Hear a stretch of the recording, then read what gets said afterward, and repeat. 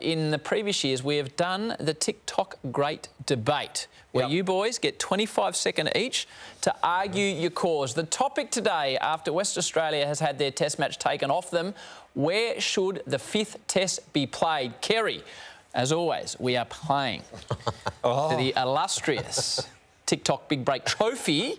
You got 25 seconds, Big Daddy. Yeah. Start rolling. It has to be in Hobart. I've just felt so sorry for Tasmania. Who amongst us hasn't left Tasmania off the map when we draw Australia? All of us. They want an AFL team. No, that's not going to happen. Barnbougle Dunes is overrated. Agree. I mean, they should have had the test against Afghanistan. No. OK, we won't draw a crowd. But think of the positives if we promote it. There's your buzzer, Skull. Tim Payne returns. There's your buzzer, Skull. You can go to David Boone. You've got DC Boone opening. And they're playing for the Errol Flynn Trophy. You're out for time. A phallic symbol. You're out for time, righto. Nice. All right, Shane, I can imagine where you're going to go, but where do you think the fifth Ashes test should be played? I love it to be in Perth. It can't be in Perth. I love it to be in Hobart. But if the Ashes is 2-1, 1-all, you can't go to Hobart with only 11 or 12,000 capacity in people. So you have to have it either Sydney or the MCG. MCG, the Melbourne people, the Victorians, have had the most hard lockdowns out of any other city on the planet. Give it to the Melbourne, give it to 70, 80-odd thousand people. Day-nighter, under lights, MCG. People understand here. I'm not siding with either argument. I'm siding with the debater. Your argument is very strong. Your argument was very funny. You've taken the first one out, Shane. Thank you very much, Howie. I appreciate it. You know it too. Deep down, you know it's got to be in Melbourne, don't you? I actually do. I mean, I wanted to argue the Victorian-Melbourne case. You nearly got me with David Boone opening the batting, though. You nearly got me across the line. No, he's a fair winner. And honestly, guys, it should be in Melbourne. That would be fabulous. A day-nighter in Melbourne to finish the Test series. Outstanding. All right, Ashes predictions. We need to move on quickly. We'll start with you, Shane. Yes. Series winner I and was going to result. stick with what I said before the series, and that was 2-1 Australia. I'm thinking 3-1 Australia. I just can't believe how they're playing horses for courses from the first hour of play, leaving out Root and Anderson. I just don't. Leaving out Anderson and Broad. And Broad. I just don't get that at all. Highest run scorer, Shane. I had Marnus Labuschagne. I think he's just in terrific form at the moment. It's going to be tough. I think Smith's going to be right up there as well, and so is Joe Root. But I think Marnus just looks really, really hungry. I think he's ready to go, and I think he's going to make the most runs. Skull did have Burns, but I can see you've made a few alterations to what you've been doing. No, I've got Marnus as well. Okay. I just think low full shot percentage, an unquenchable appetite for runs. Over the 5 tests, he's going to cash in 2 or 3 times big. Top wicket taker. Yeah, another Australian. I had Hazelwood. I think he's the... Sorry, I had Pat Cummins, but I think Hazelwood's going to be challenging him there. I think he's the in-form bowler.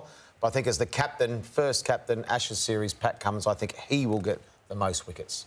I think Pat Cummins will get the most wickets. I think he'll just bowl balls above the pad line, around the hip, and I think he'll go 25 plus in the series. Agreed. The biggest story from the series, Shane. Well, this is a big one. We talked about the 5th test. My biggest story of the Ashes is Perth. It does a backflip, scraps the 14-day quarantine, doesn't want to... Here's that Melbourne gets a day-night 5th test that suddenly they do a backflip and said, we will let people into our state.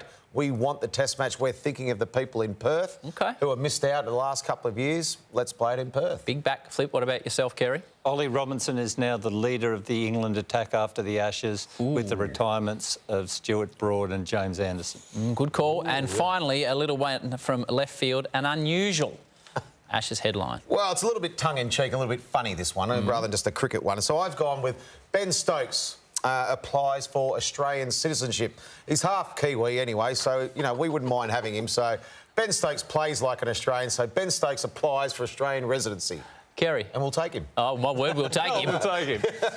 Australia becomes a republic and Pat Cummins is our new president. I like it.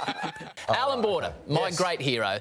Alan Robert Border, a statue was unveiled yesterday at the Gabba of the great man, and it is a beauty. He's down on one knee, he's got the moustache. He's under his own, well, it's an unusual position for AB there, but cracking statue, Skull, cracking statue. Oh, it is. And I mean, the thing is, they had to reposition it way too much because of the land was going to shift underneath that statue. So it weighed 4 tonne or something. Did it? It was amazing. So, well, I was lucky enough, Howie, to be in the process as a local businessman in Brisbane who approached Steve Crawley here at Fox Sports without trying to embarrass Crawls. That we then put a team together, as myself, Ian Botham. There's about 5 or 6 of us that really went to the Queensland cricket, went to the government, and we managed to get across the line. We went to Jane Border to help show the designs. And for me, he was the godfather of Australian cricket. For what he's done for Australian cricket, what he did for so many, he's been a terrific leader. So to have a statue there in Queensland at the Gabba, I think is only fitting. It's probably long overdue, but well done to everyone involved to actually get that over the line. He's a terrific man, Alan Border. and it was a recognition of his services to Forex. Which he served long and well. Long and still serves.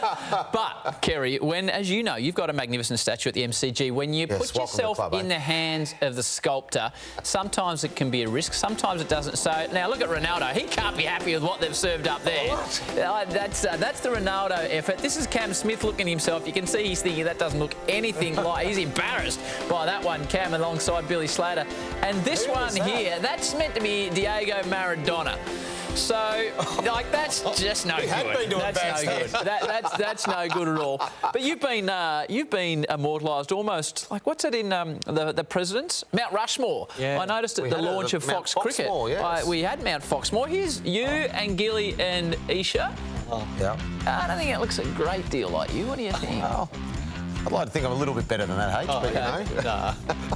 They had some leftover putty, didn't they? They did a great job, though. I mean, it wasn't easy. It's 4 metres high. We did all face scanning, 3D, so it was a great way to launch a season, though.